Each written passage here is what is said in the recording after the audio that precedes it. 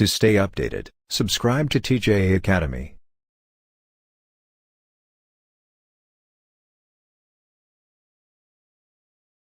बिस्मिल्लाहिर्रहमानिर्रहीम। तो आज हम देखने जा रहे हैं आउटलायर्स इन एसपीएसएस। तो पहले हम आउटलायर्स, उसके कॉजेज, उसकी डिटेक्शन, उसकी टाइप, ये सब डिस्कस करेंगे। फिर एसपीएसएस में उसकी एप्लीकेशंस देखेंगे। तो सबसे पहले हम डिस्कस करते हैं व्हाट इज़ आउटलायर।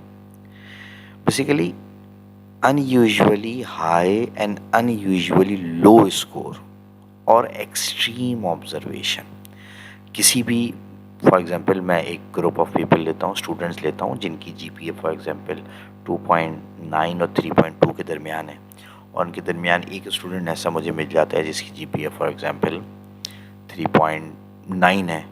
तो इसका मतलब है ये अपने उस ग्रुप को रिप्रेजेंट नहीं कर रहा, रिप्रेजेंटेटिव नहीं है। तो ये 3.9 वाला स्टूडेंट है ना, ये आपके पास कहलाएगा आउटलायर। इसी तरह डिफरेंट वेरिएबल में भी हो सकता है। तो बेसिकली व्हाट इज़, हम किसको अनयूजुअली हाई और अनयूजुअली लो कह रहे हैं? हम उस वैल्यू को अनयूजुअली हाई और अनयूजुअली लो कह रहे हैं जो कि अपने उस पूरे ग्रुप को रिप्रेजेंट नहीं कर रहा। तो ऐसी हर ऑब्जर्वेशन क्या कहलाएगी? आउटलायर कहलाएगी। उसी को हम कह रहे हैं एक्सट्रीम ऑब्जर्वेशन। अच्छा, there are two main types of outliers जो हम डिस्कस करेंगे, univariate outlier and multivariate outlier. सबसे पहले यूनिवेरिएट आउटलायर। यूनिवेरिएट आउटलायर होता क्या है? देखिए, a univariate outlier is a case with an extreme value that falls outside the expected population values for a single variable। इसका मतलब एक बात तो यहाँ पर वाज़ेह क्लियर हो गई कि यूनिवेरिएट आउटलायर किसी एक वेरिएबल में देखा जाएगा, और ऊपर वाली बात वही लिखी हुई है, अनयूजुअल हाई और अनयूजुअल लो। क्या लिखा हुआ है? Univariate outlier is a case with an extreme value. तो हाई की साइड पर भी हो सकता है, लो की साइड पर भी हो सकता है, किसी एक वेरिएबल में। तो उसको हमने क्या कहा हुआ है? Univariate outlier. इसकी एग्जांपल देखते हैं। जैसे ये हमारे पास कुछ रिस्पोंडेंट हैं और हमने कुछ सर्वे किया जिसमें हमने लोगों की इनकम और हाइट को कंसिडर किया, उनसे पूछा, उनका डेटा लिया। तो देखें ऑब्जर्वेशन, केस नंबर 1 यानी रिस्पोंडेंट नंबर 1, इनकम, फिर उसकी हाइट, फिर सेकंड, फिर उसकी हाइट, फिर थर्ड उसकी हाइट। तो अगर मैं आपसे इनकम में पूछूं कि इनकम में जो सारी ऑब्जर्वेशंस हैं उनमें से सबसे डिफरेंट ऑब्जर्वेशन कौन सी लग रही है जो कि इस बाकी अदर को रिप्रेजेंट नहीं कर रही होगी, तो देखें केस नंबर 7, रिस्पोंडेंट नंबर 7 की जो इनकम है वो ऊपर रिमेनिंग 6 की इनकम से बहुत दूर है, एक्सट्रीम है उनके हवाले से। तो इसका मतलब इनकम वेरिएबल में अगर मैं देखूं तो केस नंबर 7 आउटलायर कहलाएगा इनकम के रिस्पेक्ट से। ये हो गया यूनिवेरिएट आउटलायर। अच्छा, इसी तरह मैं आपसे कहूँ कि कोई यूनिवेरिएट आउटलायर मुझे हाइट में देख के बताएं। आप सबकी हाइट देखें, अराउंड 5.1 सब कुछ चल रही है, लेकिन जो केस नंबर 4 है उसकी हाइट आप देखें, केस नंबर 4 की हाइट आपके पास है 6.1। तो हाइट के रिस्पेक्ट से केस नंबर 4 आउटलायर है और इनकम के रिस्पेक्ट से केस नंबर 7 आउटलायर है। ये हो गया यूनिवेरिएट आउटलायर, क्योंकि ये वेरिएबल वाइज होता है। अब दूसरी टाइप क्या है? Multivariate outlier. मल्टीवेरिएट आउटलायर क्या होता है? A multivariate outlier is a combination of unusual score on at least 2 variables. अब इसको समझते हैं ज़रा। फॉर एग्जांपल ये मेरे पास एक डेटा शीट है। अब इसमें वही 9 रिस्पोंडेंट है, इनकम है, एज है और वेट है। अच्छा, अगर मैं आपसे इनकम के कॉलम में पूछूं तो कोई आउटलायर आपको नज़र आ रहा है? आप अगर गौर से इसको देखेंगे तो देखेंगे रिस्पोंडेंट नंबर 6 की जो इनकम है वो बाकी के मुकाबले में बहुत ज़्यादा है। तो अगर मैं यूनिवेरिएट बोलूँगा तो रिस्पोंडेंट नंबर 6 ही होगा, क्योंकि इनकम के रिस्पेक्ट से देखता हूँ। अच्छा चलो ठीक है। अब मुझे आप बताएं, एज की सारी लिमिट्स देखें और बताएं एज के जो बाकी वैल्यूज़ हैं उनमें से कौन सा आउटलायर है। तो देखें, जब हम ऊपर नीचे गौर करें तो सब 25 के अराउंड वैल्यूज़ हैं, सिवाय एक के, वो है आपके पास क्या? 55। ये 55 वैल्यू। अच्छा, ये भी इत्तेफाक से रिस्पोंडेंट 6 की ही है। अच्छा चलें वेट देखते हैं। सारा वेट देखें तो सारा वेट भी 50 के अराउंड है, लेकिन एक वेट बहुत ज़्यादा है 89, और ये भी किसका है? रिस्पोंडेंट नंबर 6 का ही है। इसका मतलब ये हुआ जो केस या रिस्पोंडेंट नंबर 6 है वो इनकम से भी आउटलायर कंसिडर हो रहा है, एज से भी हो रहा है, वेट से भी हो रहा है। अब यहाँ पर दोबारा डेफिनेशन देखें। A multivariate outlier is a combination of unusual score on at least 2 variable, जबकि यहाँ पर 3 वेरिएबल में रिस्पोंडेंट नंबर 6 की जो वैल्यूज़ हैं ये कैसी हैं, ये अपने ग्रुप को रिप्रेजेंट नहीं कर रही, उससे रिलेटिवली हाई हैं। तो इसका मतलब जो इस वक्त रिस्पोंडेंट नंबर 6 है वो आपके पास कहलाएगा मल्टीवेरिएट आउटलायर। अब कॉजेज देखते हैं। लेजिटिमेट एक्सट्रीम वैल्यू, ये एक केस ऐसा होता है जैसे फॉर एग्जांपल एक स्टूडेंट का मैंने डेटा लिया एक क्लास का, और हमें पता है अंडर ग्रेजुएट क्लास है, तो अंडर ग्रेजुएट क्लास में सबकी जो एज होगी इस वक्त जो क्लास में है वो एक केस के मुताबिक 19 से 22 साल के दरमियान होगी।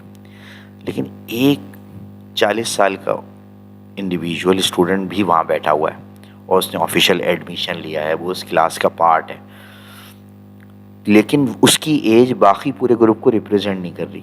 लेकिन ये ऐसा नहीं है कि आपने गलत वैल्यू ले ली, वो वाकई स्टूडेंट है, इसलिए उसको कहते हैं legitimate extreme value. Old age student under graduate class, legitimate यानी ऐसा नहीं है कि वैल्यू गलत ले ली या किसी के कहने पे ले ली या टाइप, नहीं ऐसा कुछ भी नहीं, वो वैल्यू सही है लेकिन सही होने के बावजूद उस पूरे ग्रुप को रिप्रेजेंट नहीं कर रहा। तो ये कभी कभार ये भी रीज़न बन जाता है आउटलायर होने का। डेटा एंट्री एरर, आप एंटर करते चले जा रहे हैं, फॉर एग्जांपल 6 की जगह 666 एंटर हो गया, वो भी आउटलायर कहलाएगा। Sensor mall function, for example जिस तरह अभी यहाँ पर सेंसेस हुए और एक इलेक्ट्रॉनिक डिवाइस के थ्रू हुए, तो होता क्या है कि कभी कभार डिवाइस प्रॉपर वर्क नहीं करती, जिसकी वजह से आपने टच स्क्रीन पर बटन कुछ और दबाया, रीडिंग कुछ और नोट हो गई। तो ऐसी सूरत में जो प्रॉब्लम आती है वो कहलाती है सेंसर मॉल फंक्शन। फिर हम देखते हैं जर्क्स। अब जर्क्स क्या कहलाते हैं? When respondent did not take survey seriously, यानी रिस्पोंडेंट उसको कोई भी जवाब दे रहा है, वो इस बात को कोई केयर नहीं कर रहा है कि सही जवाब है नहीं है क्या है, तो ये जर्क्स कहलाता है। तो ये मेन कॉजेज होते हैं जो डेटा में आउटलायर प्रोड्यूस करते हैं। अच्छा, आउटलायर आ जाएं तो प्रॉब्लम क्या होती है ये भी देखते हैं ज़रा। Consequences of outliers, distort mean towards outlier. अब जाहिर सी बात है, हमने लास्ट टाइम उसमें देखा था कि इनकम की वैल्यूज़ थी। अब एक सारी 500 के आसपास से एक 2000 है, तो अगर इसका मीन निकालेंगे तो मीन वैल्यू बहुत ज़्यादा चेंज हो चुकी होगी, जो उसकी ओरिजिनल आनी चाहिए अराउंड 500। तो क्या कह रहा है? डिस्टॉर्ट मीन टूवर्ड्स आउटलायर, यानी आउटलायर अगर ज़्यादा की तरफ है तो मीन उस तरफ थोड़ा बढ़ जाएगा, और अगर कम की तरफ होगा तो मीन उस तरफ थोड़ा आ जाएगा। तो distort mean towards outlier. Inflate दी स्टैंडर्ड डेविएशन, ऑब्वियसली वेरिएशन बढ़ गई, बाकी सारी वैल्यूज 500 के करीब में एक 2000 चला गया जो भी हमने पहले देखा था, तो डेविएशन को बढ़ा देता है। जो रियल पैरामीटर्स होते हैं पॉपुलेशन के, एस्टीमेट्स उनको रिप्रेजेंट नहीं कर पा रहे होते, बाइज्ड हो जाते हैं, यानी जो आना चाहिए वो नहीं, दूसरे आ जाते हैं। और फिर ऑब्वियसली जब इस तरह की एक्सट्रीम वैल्यूज़ डेटा में पाई जाएंगी तो जो डिस्ट्रीब्यूशन है उसके पैटर्न पे भी फ़र्क पड़ जाता है। जब सवाल ये कैसे हम पता करें कि आउटलायर हमारे डेटा में मौजूद है? डिस्क्रिप्टिव स्टैटिस्टिक्स के थ्रू पता किया जा सकता है। Histogram, box plot, z score and Mahalanobis distance test, ये सारे टेस्ट जब हम SPSS में अप्लाई करेंगे तो इनकी छोटी छोटी डिटेल भी देखते चले जाएंगे, और उसके बाद फिर इनकी एप्लीकेशन के बाद इनको इंटरप्रेट कैसे करते हैं और डिटेक्ट कैसे करते हैं ये भी हम देखेंगे। Now how to deal with outliers, मतलब अगर आउटलायर आ जाए तो हमें क्या करना चाहिए? अगर लेजिटिमेट आउटलायर है लेकिन वो आंसर को बहुत ज़्यादा और सिग्निफिकेंट हिट नहीं कर रहा, तो आप उसको छोड़ भी सकते हैं, लिव इट। और अगर आप उसको छोड़ नहीं सकते, वो आपका सैंपल है, आपके सैंपल का पार्ट है, लेजिटिमेट वैल्यू है, तो आप फिर किसी नॉन पैरामेट्रिक स्टैटिस्टिकल टेस्ट की तरफ चले जाएं। आपको पता है पैरामेट्रिक जितने भी टेस्ट होते हैं उनमें डिस्ट्रीब्यूशंस रिक्वायर्ड होती हैं, और अगर डिस्ट्रीब्यूशन वो नहीं रहे जो टेस्ट की रिक्वायरमेंट है तो टेस्ट के रिजल्ट रिलायबल नहीं होते। तो अगर वो एक्सट्रीम वैल्यू आपको रखनी ही है, हटा भी नहीं सकते, तो आप किसी नॉन पैरामेट्रिक टेस्ट की तरफ चले जाएँ। नंबर 2, अगर डेटा एंट्री का प्रॉब्लम है तो डेटा एंट्री करेक्ट कर सकते हैं आप जाके। विंसोराइजिंग, इस प्रोसेस को समझें। It is a transformation of statistics by limiting extreme values in the statistical data to reduce the effect of possibly outlier. largest possible outlier। तो अब ये क्या चीज़ बता रहा है ये देखें। फॉर एग्जांपल इनकम में हमारे पास आउटलायर था, इनकम 1000 थी। अगर मैं इसको एक्सक्लूड कर दूं आफ्टर एक्सक्लूडिंग दिस आउटलायर, तो मेरे पास जो मैक्सिमम वैल्यू थी वो थी मेरे पास 560। तो होगा क्या कि विंसराइजिंग उस प्रोसेस को कहते हैं कि अगर वैल्यू बहुत ज़्यादा है तो उसको उठाकर उस एक्सट्रीम वैल्यू के पास ले आते हैं जो डेटा की बाकी वैल्यूज़ में से मैक्सिमम है। जैसे 1000 को मैं चेंज कर दूंगा 560। इसी तरीके से फॉर एग्जांपल अगर ये कोई बहुत छोटी वैल्यू होती और आउटलायर होता तो मैं उसको बिल्कुल उतना ही नहीं रहने देता। विंसराइजिंग प्रोसेस क्या करता है कि बाकी डेटा की मिनिमम वैल्यू निकालता और उसको उठाकर मिनिमम के बराबर कर देता। ये कहलाता है विंसराइजिंग। और अल्टीमेट क्या है कि अगर किसी भी तरीके से वैल्यू आप एडजस्ट नहीं कर पा रहे हैं और करने से फिर डेटा के रिजल्ट में हिट हो रहा है तो फिर आप उसको एक्सक्लूड कर सकते हैं, थ्रो इट आउट। तो it is recommended in case of specially of multivariate outlier, क्योंकि अगर एक कोई केस ऐसा है जो हर वेरिएबल में ही प्रॉब्लम कर रहा है या कम से कम एक से ज़्यादा वेरिएबल में प्रॉब्लम कर रहा है तो अगर उसको कंसिडर ना ही करें तो अच्छा है। तो ये तो हमारे पास आउटलायर से रिलेटेड कुछ डिस्कशन था। इंशाल्लाह इसके नेक्स्ट पार्ट में हम SPSS की तमाम एप्लीकेशन को डिस्कस करेंगे। Thank you.